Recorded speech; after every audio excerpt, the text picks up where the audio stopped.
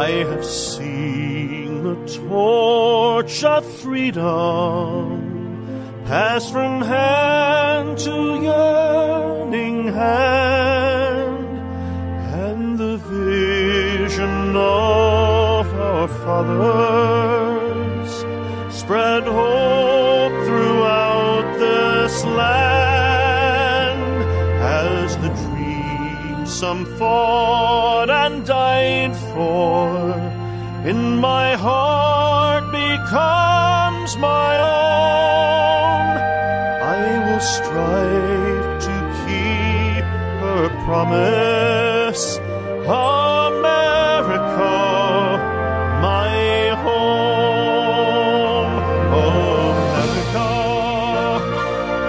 America,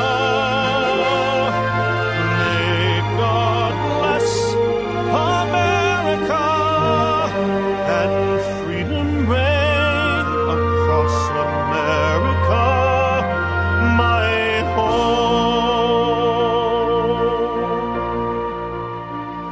From the shorelines to the prairies, to the cities great and small, we have reaped the fruits of justice and liberty for all.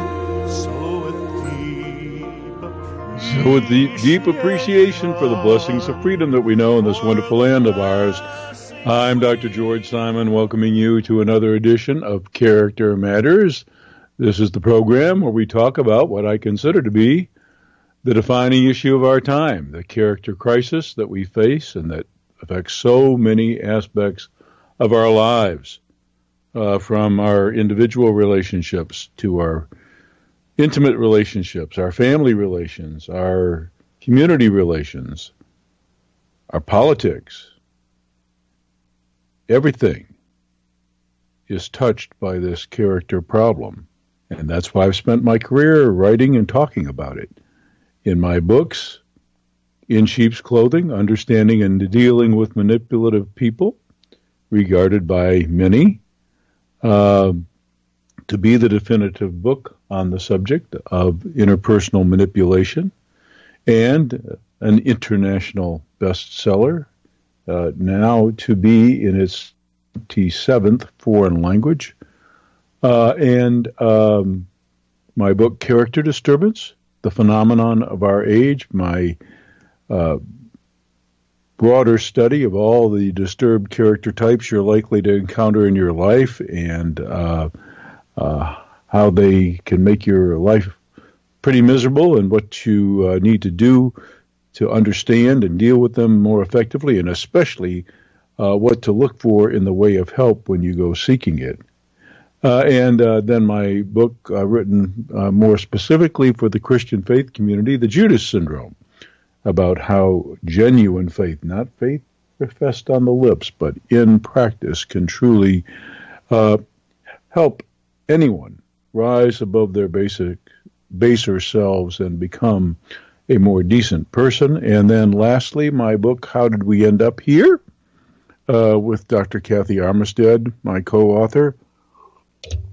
The book that we have written to explain just how we got here as a society, and also on an individual basis, folks surviving toxic relationships ask themselves that question: how did I end up in this position? How did the person I once thought hung the moon turn out to be who they really are? And how did I get duped, and what went wrong?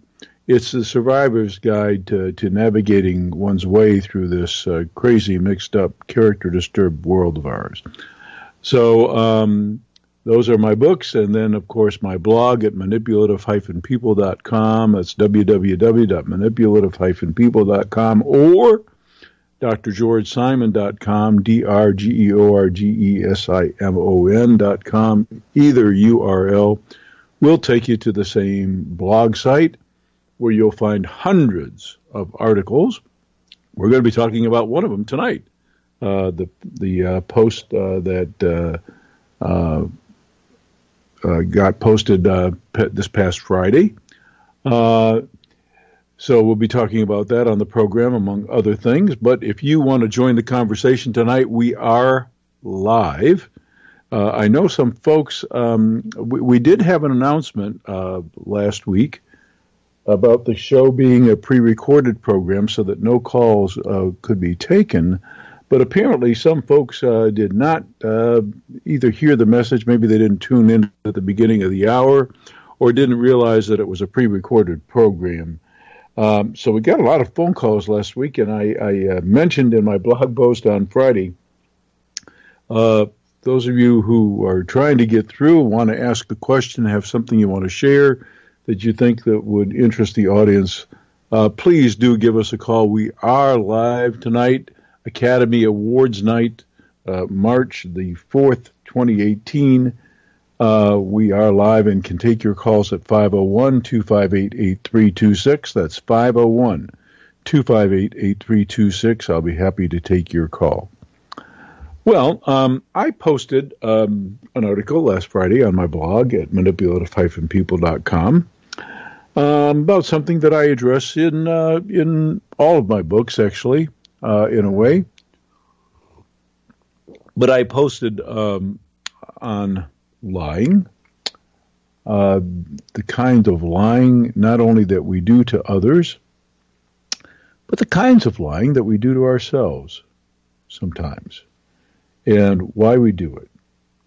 And long before there was hard empirical research on this topic, most of us clinicians who had dealt with disturbances of character knew this from our clinical experience. We knew that basically people lie, and actually life experiences will teach you this as well. I don't think you have to have a PhD in any of the social sciences or the behavioral sciences to have learned this from experience, but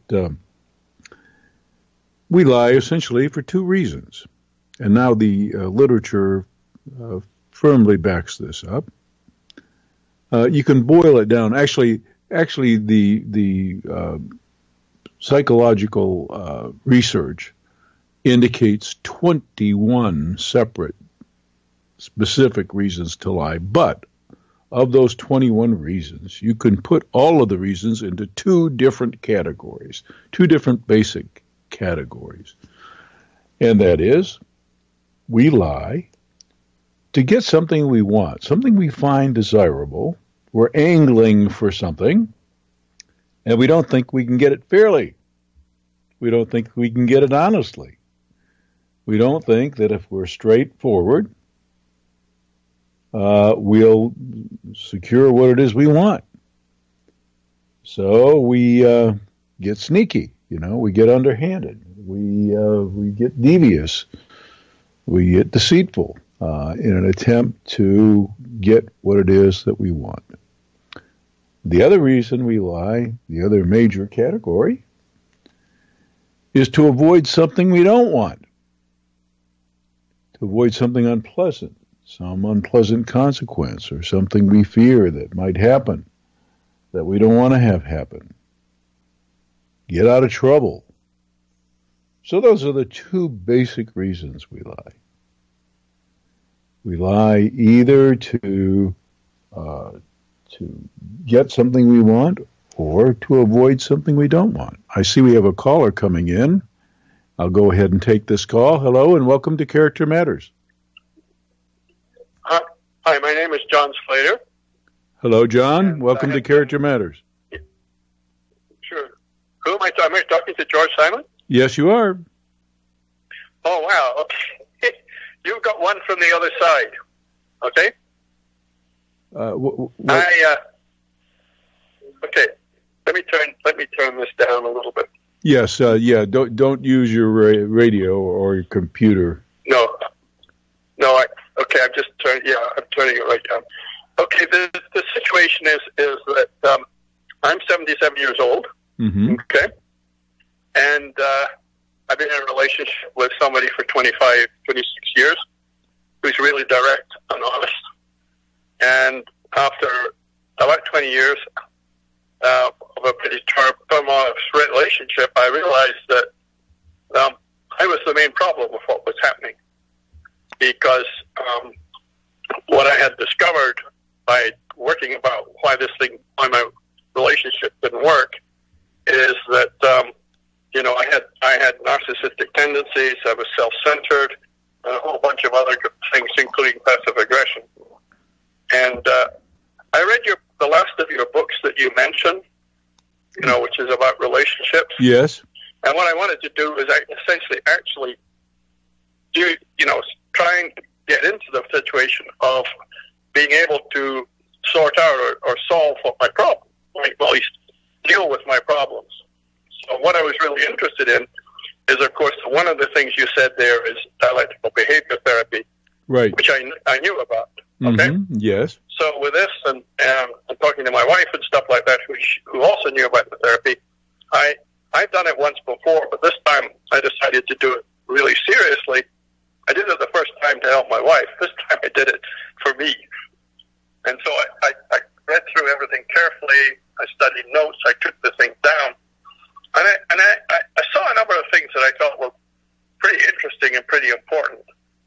One was her concept of radical exception, Marsha Linehan. Yeah. Marsha Linehan. Marsha Linehan, I'm not pronouncing her name. I'm mixing it up with our director.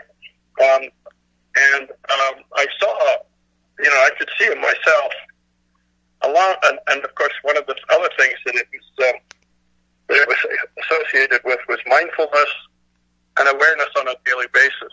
Right. And so I got into this. Well, I got into this program, having done a lot of therapy. My wife having done marriage therapy, which I succeeded in manipulating all the time. So after seeing this, what I decided to do was to, as I said, the DBT, and then I've had children who were in drugs and alcohol a long time when I was in Texas, and as a result of getting them into recovery, I was actually required to not to drink for 3 months. I discovered, much to my agreement, when I finished, that I didn't particularly like hard liquor, and I certainly could take away from other liquor, and so I've basically been sober for 29 years. Well, congratulations. Thank you. So then what I thought would be really good was what I should do is think about who would be the best people for me to talk about the issues that I had with narcissism. So what I decided to do is, because I have a desire not to drink alcohol, I qualify for closed sessions of AA. And the advantages of closed sessions of AA is you have a whole bunch of people for about 25 years. Right. Sobriety, even some people up to 48 years of sobriety. Right. If you go into a program like that, two things dominate the individual comments that people do every 3 minutes. One is spirituality. Right. And the other is self-centeredness and narcissism. Right. I mean, sure they start with a little bit about the story of their drinking or the person, but actually almost 50% of that, you then get 30 or 40 people who have, in 3 minutes, give their own perspective of what is happening. And of course, that got me really excited.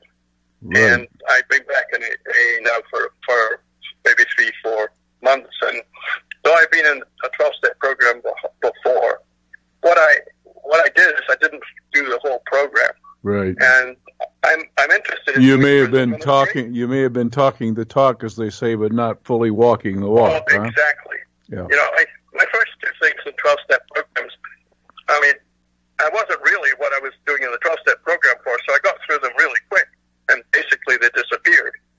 But my problem was I never got beyond the 7th or 8th step. I certainly didn't do the 11th step of meditation or the 12th step of service. And so what I'm doing now, because I'm trying to get into the prison ministry, is to start, from step 1 for a whole year.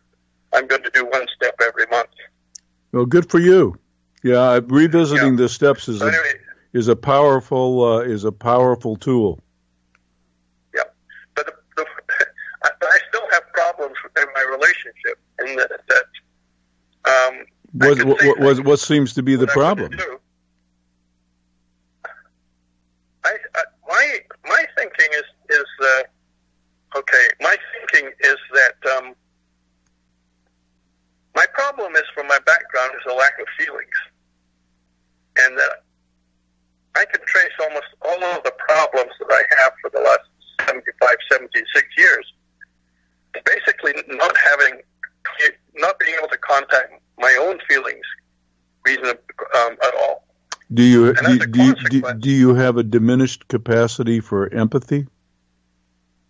Yeah, that's exactly what I was going to say. Is that in the past, until I met my current wife, one of the things that I had is two things. One is a diminished capacity for empathy, and the other one that was not to be able to handle compassion.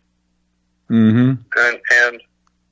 And I think I got a feeling, and this has just happened in the last couple of weeks, that what I needed to do was to put some emphasis on trying to build up the ability to feel. Yeah. Well, in AA they have that phrase, "Fake it till you make it." That's true. Many times, when you have this diminished capacity and you have problems with compassion and with empathy, there is some danger initially in faking it till you make it, because skillful predators know how to feign caring as a manipulative tool. But the fact is that if you really want to develop a deeper level of caring, you have to practice it.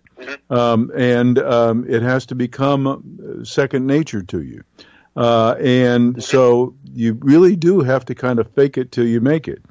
So that means in those situations where you know consideration, kindness, compassion, empathy, concern, where that's called for, that you show it. You don't have to feel it first. You have to do it first. And if you do it often enough, and you do it reliably enough, and you do it sincerely enough, eventually you will feel it. Wow. Somehow or other I resonate with that. There must be something else where I've actually done the same thing before, where I just did it until I made it. I think it was stopping lying. Much research has been done about this connection between our actions and our feeling states. And, we see that bear in the woods, and then we start taking off, running. And most people think that the fear is what prompts us to run. But, in fact, it's instinctual to run. And what research has borne out time and time again is that the fear response actually arises in us as we're running. Basically engaging Believe it or not. Yeah, basically. I've been chased by a bear. Oh, really? Really? Yeah. And tell you how strong my wife is. She was about 5 or 10 yards behind me. Of course, as I heard the bear coming down on all fours, and it's kind of like Jurassic Park, boom, with the big gorillas and stuff like that. Yeah. Of course, I took off, but she stayed completely stationary, as you're supposed to do. Right. And of course, I realized, boy, I better not go any further, or I'm going to lose my marriage. Okay. So I, of course, turned around where she was, and the bear didn't come any further. I mean, it was about 25 yards away when I saw it, but it never came closer than about 10 yards. Yeah. And eventually, what we did, it turned away. We got a photograph of it, and it was a pretty spectacular experience. But that's right. And what happens is what she was able to do is to get over the instinctual thing to run, okay? Yeah. And then just stay. Yeah. Well, I applaud you for being true to the steps and revisiting them. They are the most powerful program that I know of. I have a great deal of respect for the program, not only because it's helped hundreds of millions of people across the world reclaim their lives, but also because it is firmly rooted in not only sound spirituality, but sound psychology.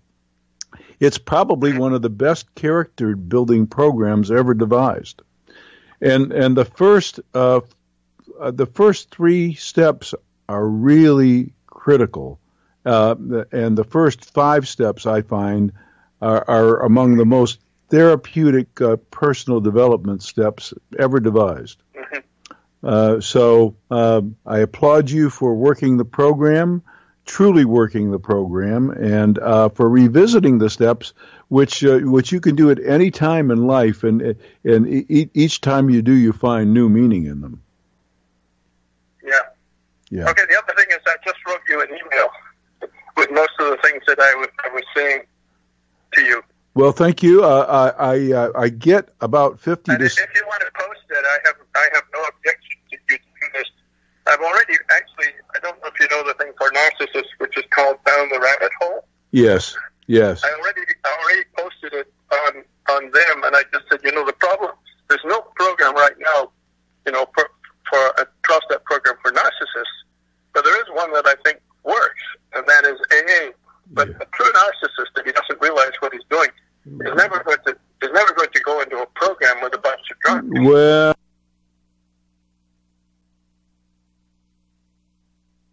and one type, you're right, does not know what they're doing. The other type knows full well, and that type will have such severe problems with steps 1 and 2 because in their minds they can't even conceive of a higher power.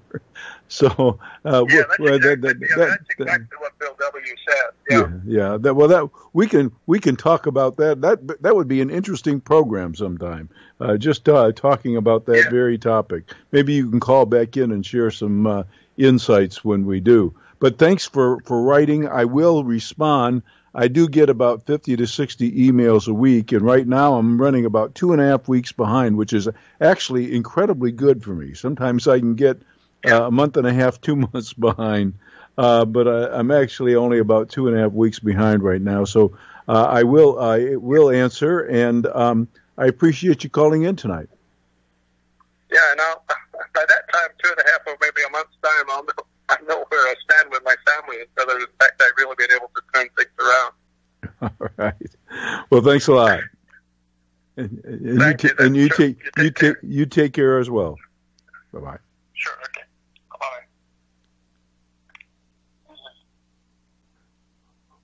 Bye. I'm hoping that was one of the callers who tried to get through, of the several who tried to get through last week when we were pre-recorded. As I said, we are live tonight, Academy Awards night, March the 4th, 2018.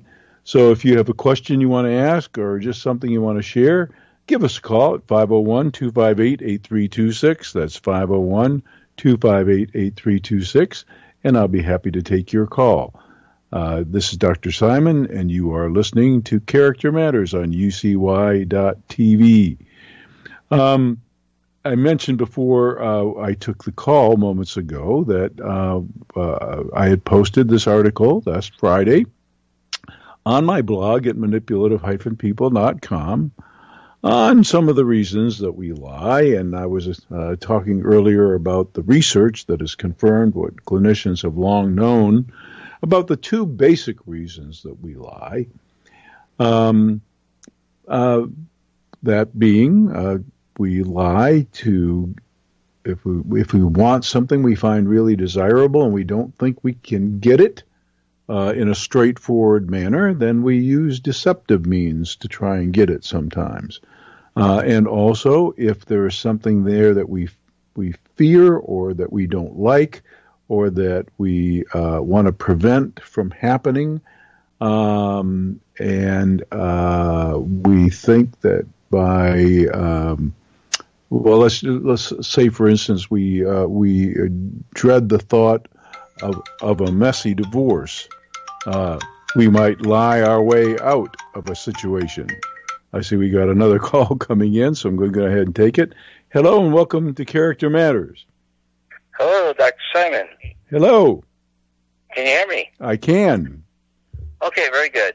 Yeah, I thought I'd call in. I wanted to ask you something about DNA and what you think of certain people are, I think I called you before about this, certain people have a predisposition to their parents, obviously. Yes. Can you hold on for 1 second? All right. Yeah, hold on for 1 second. Hello and welcome to Character Matters. Hi, this is Dr. Simon. Yes. My wife is very upset about what I didn't tell in reality the basis of my problems with her. Oh, well, hang on, and I'll come back to you. I'm on another call right now, okay? Sure. Yeah. All right, thank you. Okay, sure. All right.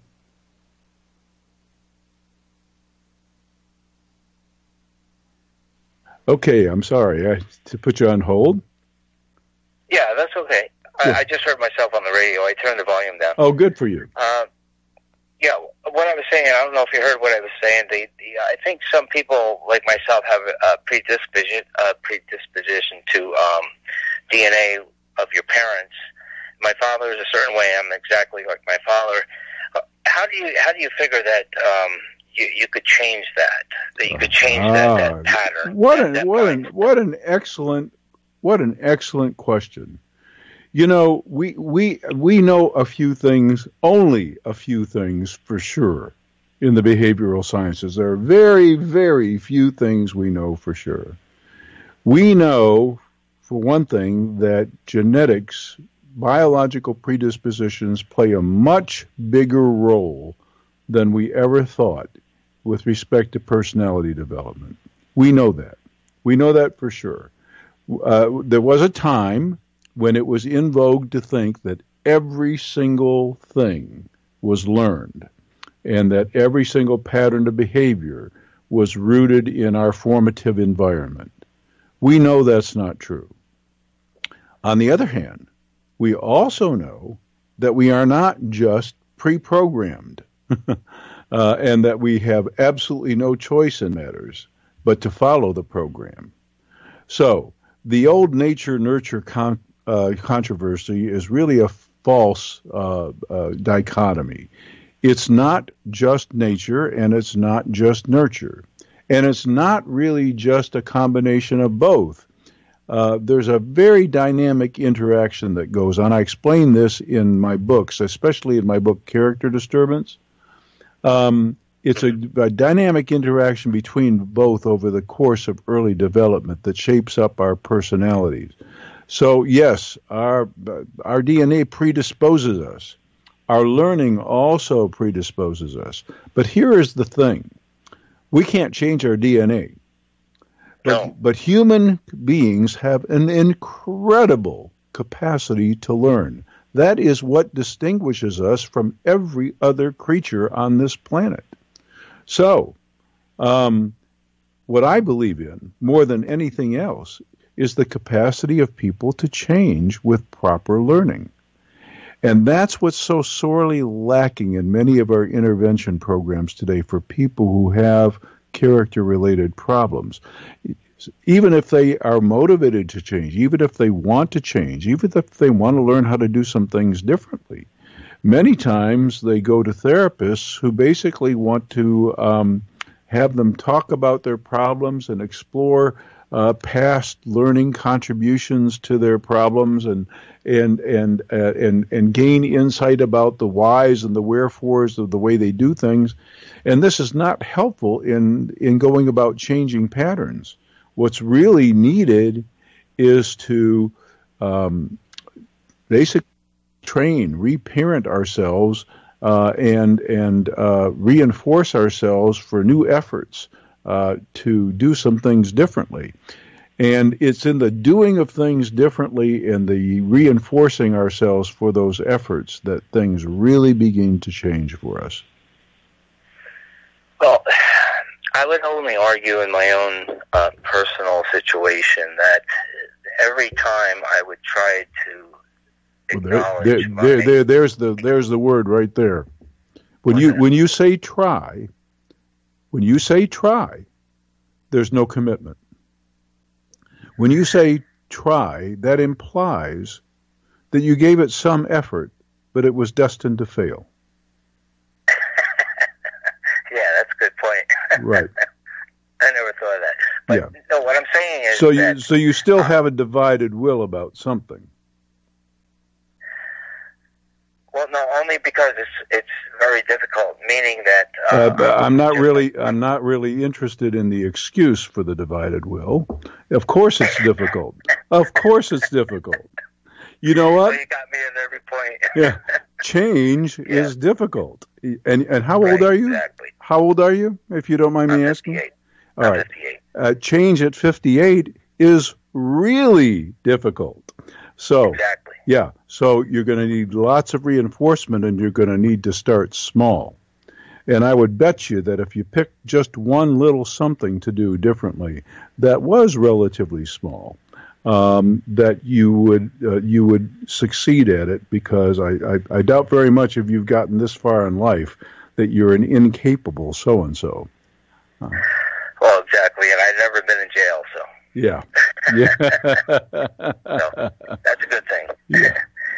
But anyway, okay, I just wanted to ask you about the DNA cause, because, all my life I've just been struggling, and when I get angry, I'm just like my father, and it seems impossible to change. So you have what we call one of those irascible temperaments? Is that what we're talking about? And that comes. I just get very emotional. Let's put it that way. I get very emotional. Yeah. So things unnerve you easily. Well, to a point. No, I have temperament to a point. Okay. So if something really bad happens, it's very difficult for me to maintain my character. Have you worked with a cognitive behavioral therapist? A what? Have you worked with a cognitive behavioral therapist? Oh, no. Someone trained in cognitive behavioral therapy, where they would do just like I did moments ago and point to those ways of thinking like try, and how it reveals a less than 100% commitment, and confront that and work with you to change that way of thinking. I'll bet you there are plenty of things that you have committed to yourself to 100% and realized the benefits of those things in your lifetime. I'll bet you there are plenty of enterprises that you've engaged in. Do you work for somebody, or do you work for yourself? No, I'm retired actually, but as far as commitment, I play guitar and I'm committing myself, and yes, I could see the difference. So, yeah, you're right. When you commit yourself to something, you can do it. Right. So you wouldn't try to go out and play this weekend, would you? No. No, I go out and play. Yeah, exactly. So exactly. I got your point. Very good point. Yeah. I appreciate the phone call. I don't want to take up too much time. That's all right, but that's how it works. So if you want to work with somebody who really knows their stuff in cognitive behavior therapy. You'll entertain yourself. You'll have a good time, and you'll experience the benefits of change. And it'll be a wonderful experience. I promise you. Okay, well, if I get the money to do so, I will. But I appreciate the phone call. Sure, Thank you very much. And you're welcome. And if you don't find somebody, contact me through the blog, and I'll set you up with a consultation. Okay, very good. All right. All right, you take care. You too. All right, thank you. Bye-bye. Okay, welcome back to Character Matters. I'm so sorry I had to put you on hold. Hello? Hello? Yes, I'm sorry I had to put you on hold. Welcome back to Character Matters. Okay, yeah, this is John Slater again. I don't think I ever got across to you the desperation of the situation that the family is in, because I've been married for 26 years, and essentially the narcissism that I have has been driving my wife almost insane. And what we really need right now is somebody that Is there anybody in San Diego you could suggest? Oh, you know, I get this request so many times a week. I once thought about compiling a roster. Do you realize what a monumental task that would be to keep track of all the properly properly trained clinicians in every city and where they're working? And it proved so impossible a long time ago. But I get that request so many times a week. No, I don't. But let me tell you what's going to happen, though, as I continue to do my training workshops. At my workshops in each location, and we will only be doing. My problem is my wife is going insane right now. Because of what I've been doing, and also I've done some. I never mentioned to this, but even though I've gotten into AA and stuff like that, it hasn't stopped me. Being still doing things that really hurt, and she feels exactly my manipulation is what I did with you. Is that I got I mentioned all the stuff I was in the process of doing, and what I didn't do is actually give you the background of the exact situation which has driven me to write to you. So you're saying that you're kind of at a crisis point in your relationship, is that right? But, yeah, a real crisis point. Okay. Because of that, my wife's. I mean, it's not that she's got fed up. She's after a cumulative thing of 26 years and some other stresses. Okay. She's going insane. Okay. Well, then I'm going to ask you. You said you already contacted me through the blog. Mm-hmm. I sent you a blog, but I need something. Within something in the next 2 or 3 days, if possible. Yeah. Well, I'm going to give you the parameters for finding a therapist. One, you want somebody who has advanced training credentials, and that means, either a PhD or a doctoral degree or advanced certification in dealing with personality or character disturbances. Not just any therapist and not just any kind of training.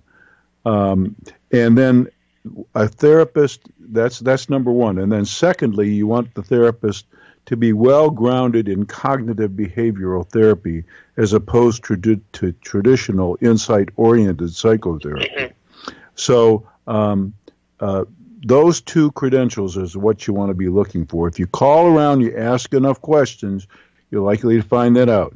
You want to find out? It's somebody with a personality disorder.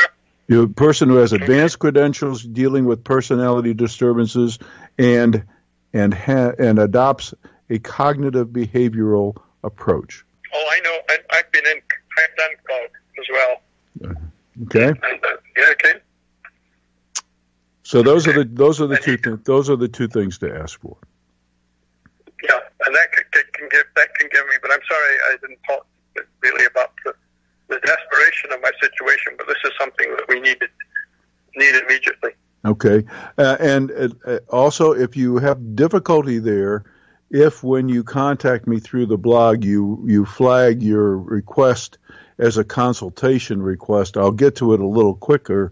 If you can't find anybody, I do collateral case consultations with therapists because there is a shortage of folks who are duly trained. That's why I'm doing all these training workshops across the country. And if you come across somebody who's doing a halfway decent job but is not fully equipped and is open to a consultation, I'm happy to do it. Okay? Yeah, happy to do. Okay, and how do I get hold of you? Just through the blog, the contact feature of the blog. You that contact Dr. Simon feature, and just red flag it in the subject line or in the opening lines. Put that that you're looking for a therapist in the area, and you may need a consultation request. Mm-hmm. Okay. What do you want? Oh, my daughter is saying that I need to do a session with you. Well, you can mention that too, and we'll see if it's appropriate for an individual consultation. Okay, so I should what? Do I write it to your blog or what do Yes, the blog has a page at manipulative-people.com. The blog has a page that says Contact Dr. Simon. There's a button there. You can write me a note and send it, and that goes to my personal email. And the emails I get that way, I can get to it just a bit quicker. And if you mention in either the subject line or at the very opening of the message that you're looking for a consultation, I can get on top of that a lot quicker. Okay, thank you very much. You're welcome. Take care now. Sure. Bye-bye. Okay, take care. Bye-bye. Yeah, that's something I don't often mention on the program, so I'll go ahead and mention it now. It's a good point. It's so hard, and this is one of the reasons why two of my books, Character Disturbance and How Did We End Up Here, it is so hard to find the right kind of help when you're dealing with character disturbance. It's hard for the persons in a relationship with a character disturbed person. It's hard for the character disturbed person themselves to get the right kind of assistance. Traditional methods are ineffective. They're ineffective, and as the caller would not have had to mention that being in therapy, if you have good manipulative skill, you can charm the socks off even the therapist. It's not that difficult for somebody who's skilled in the art of what we call impression management. So it's easy to do, relatively easy to do, and unfortunately you can spend a lot of money and things don't get any better.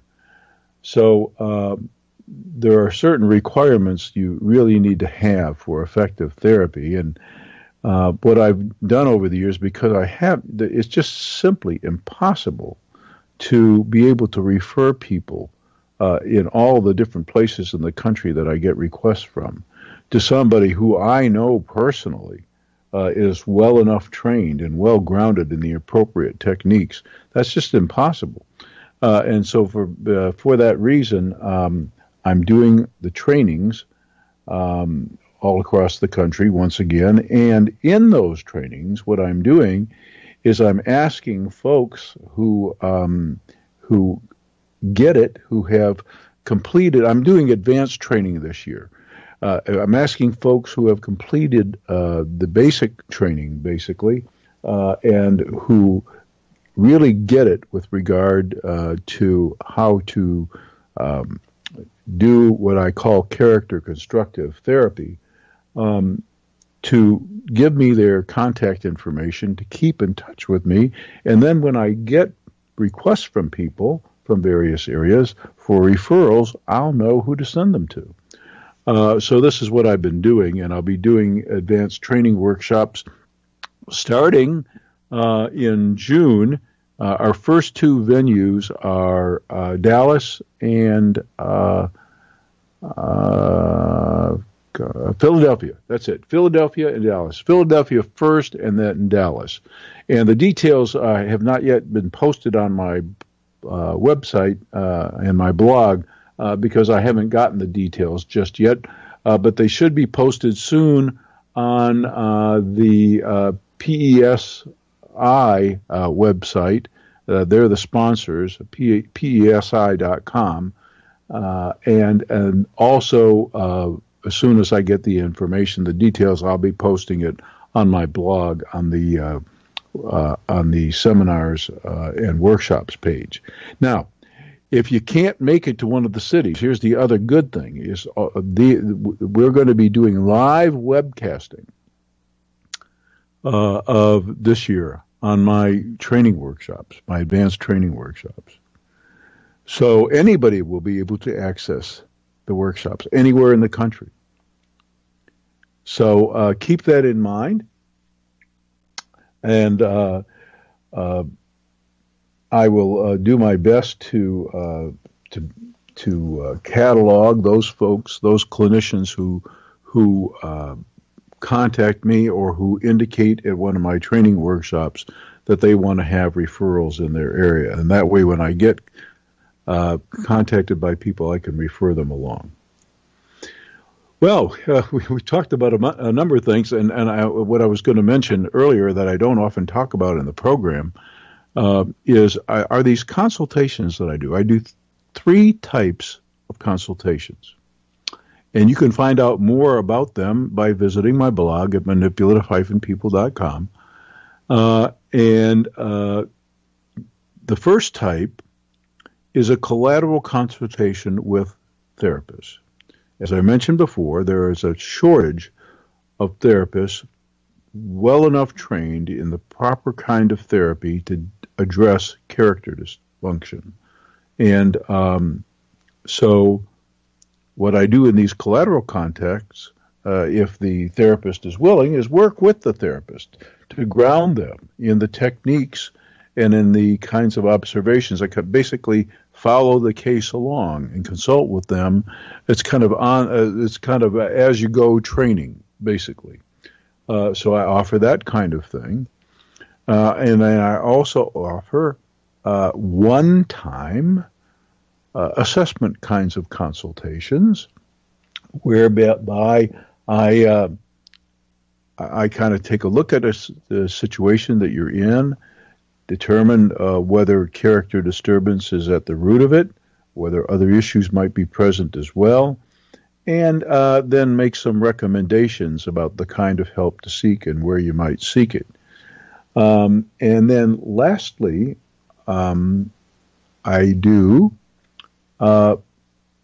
most of the time these kinds of consultations are 1 or 2 time events. Sometimes they are ongoing events, but they're not very frequent.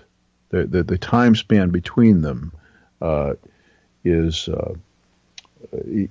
quite long sometimes. But I do these consultations that are basically an elaboration on and further clarification, deeper understanding of the principles that I advocate in my books and other writings for developing good character.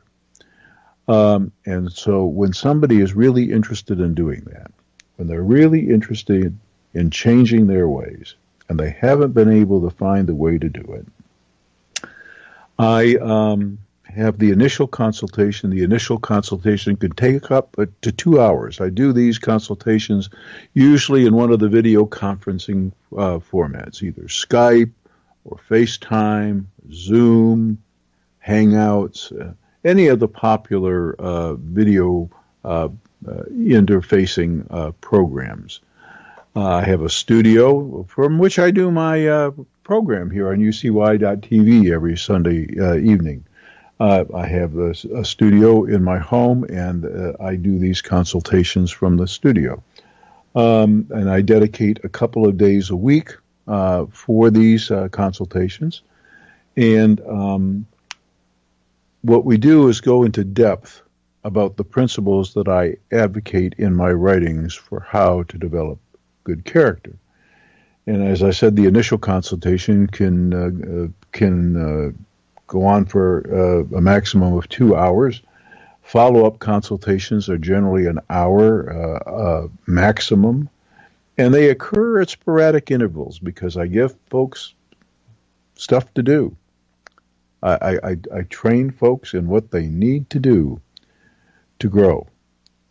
It's not like coming in every week and just talking to somebody. That doesn't do any good. What really does some good is putting into action some things that can really help a person change. Some exercises, basically, in character growth. So folks will then check in with me from time to time, and maybe they'll need just kind of a booster shot. Maybe they'll need some refresher. Maybe they got a good start, but then kind of fell into some old bad habits. Maybe they have forgotten some of the principles, whatever the case may be. So those are the 3 types of consultations that I do. You can find out more about them by visiting the blog at manipulative-people.com or drgeorgesimon.com. That's drgeorgesimon.com. Either URL will take you to the same place, and you can find out what you need to know about those consultations. Well, we're getting close to the end of the hour here. We still do have time for another call if somebody has something they want to ask me, or they have something they just want to share with the audience. You can call in at 501-258-8326. That's 501-258-8326, and I'll be happy to take your call. But I did want to get back to this this blog post that I posted on Friday about lying, because I wanted to talk about the lies that we tell ourselves, because they're the most deadly. There's all kinds of ways to deceive ourselves. All kinds of ways. And they're always destructive. For those of you who are spiritually well-grounded, I don't care what faith you may practice. If you're spiritually well-grounded, you do know that the wisdom of all the great sages, all the great mystics of all time is true, and that is that the truth really does set us free. In AA and other 12-step programs, one of the callers earlier was mentioning in the 12-step programs, they call such thing an honest self-reckoning. When we're honest with ourselves, about ourselves, amazing things can happen.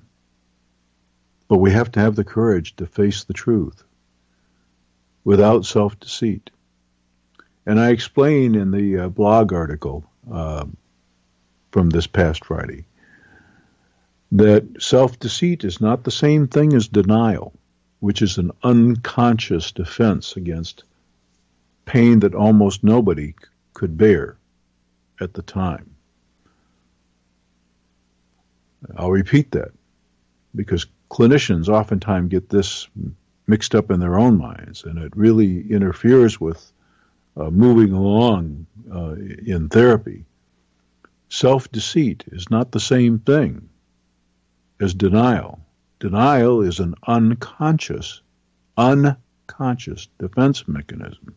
It's something that the mind does automatically for us. It's not something we do.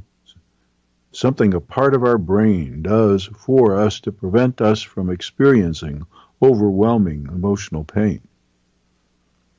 Self-deceit is different. It's when we fool ourselves. It's when we kid ourselves.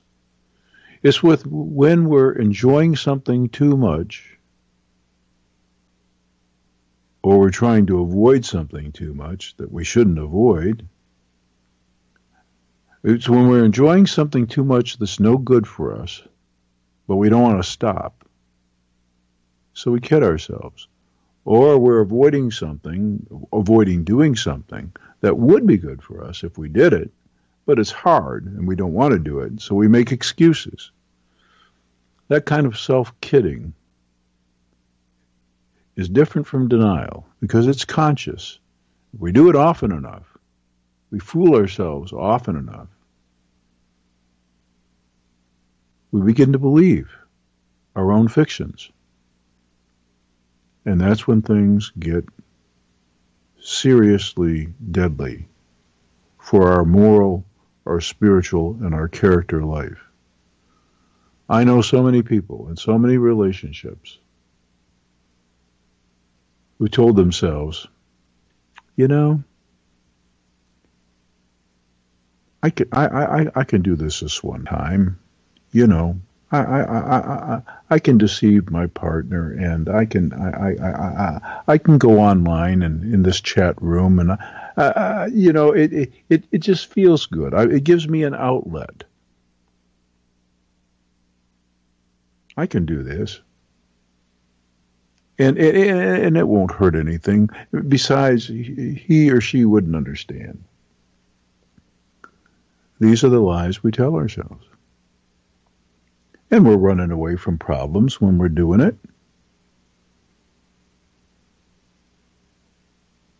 We're running away from facing things directly that need to be faced. And we know we are. That's the worst part. We know we are, but we kid ourselves. We deceive ourselves. And from my experience as a clinician for these many, many years, I can tell you that the deadliest, most destructive lies are the lies we tell ourselves. They're damaging to our very soul. They're damaging to our character.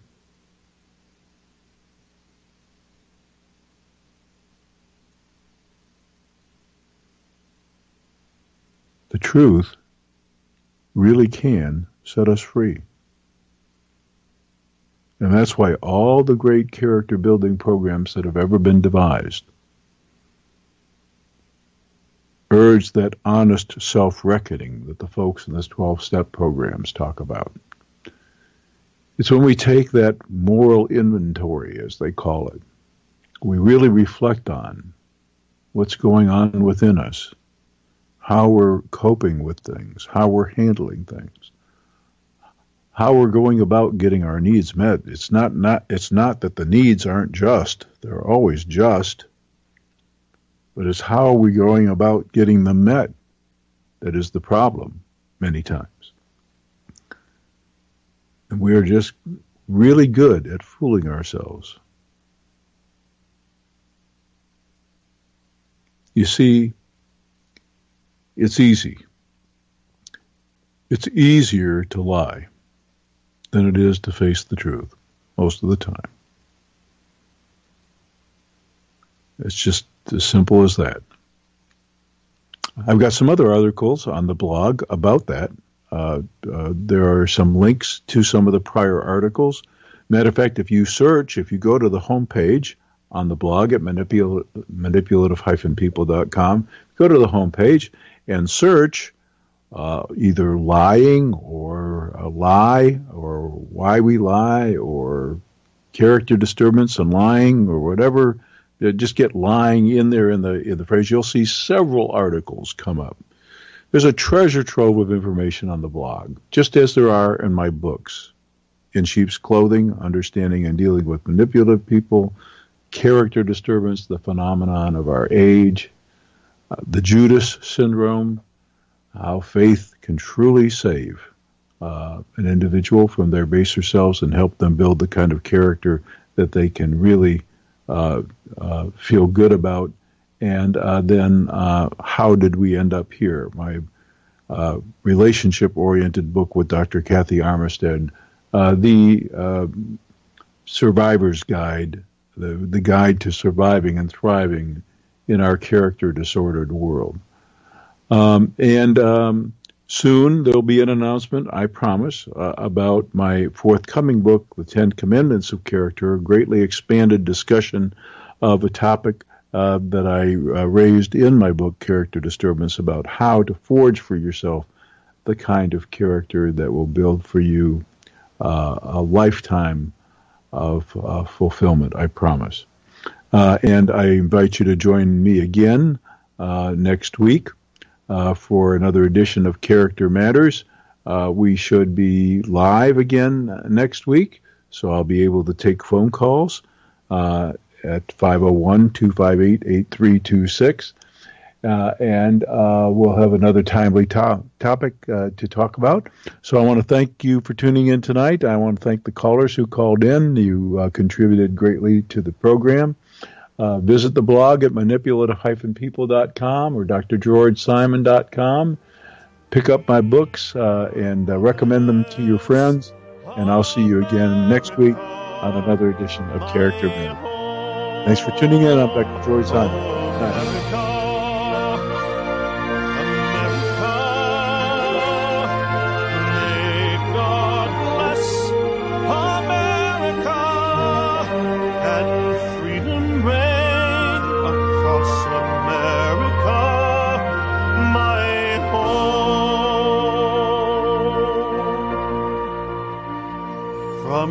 Shorelines to the prairies, to the sea.